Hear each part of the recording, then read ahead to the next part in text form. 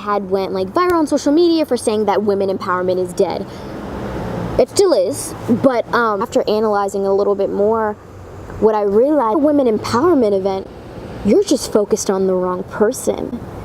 You're focused on the person, of course, that's on stage, who was paid to be there and tell their story about how they became successful, when your attention should be focused on the woman who put the event together. On the panel, and I've been one of them,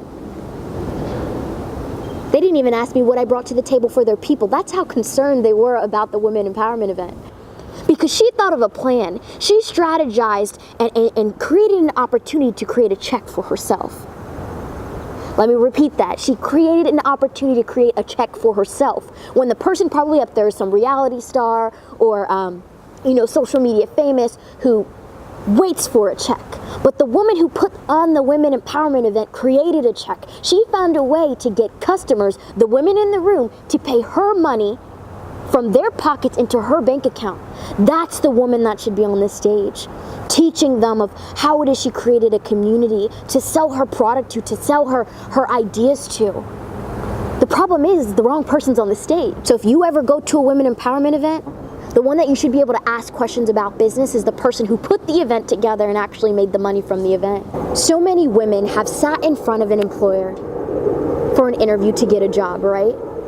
And they allowed and gave permission to the employer to set their value of what they believe their time and energy was worth. And they waited for a check.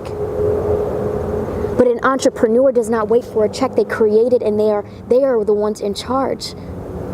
Of course, it's definitely a lot more responsibility, but I don't know about you, but I would love the opportunity to be in control of my finances.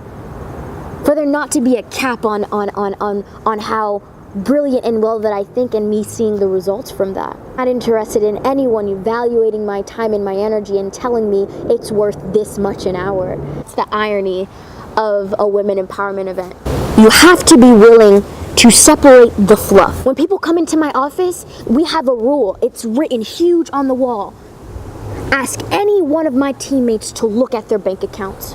And it's not to boast, it's not to brag, but to show you that we are not pretending to be something. We're not pretending to sell you something that we don't actively do on a daily basis. My goal is to empower you, not just spiritually, emotionally, but with your finances, because I know that when you go back home and that struggle sets in where you're still not able to provide for your family, that inspiration runs dry. You're not a threat to me. There is enough for everyone. In my opinion, all that women empowerment events want to do is to take. But when someone gets in my presence, when the Lord has called you to be an entrepreneur, your goal is to give information, give resources, give opportunity. And that's what Sprinkle of Jesus' goal is. Of course, we've honed in on a specific demographic because I want to assist and help people who believe in what I believe in. And that's what I've been called to do, and that's what I will continue to do.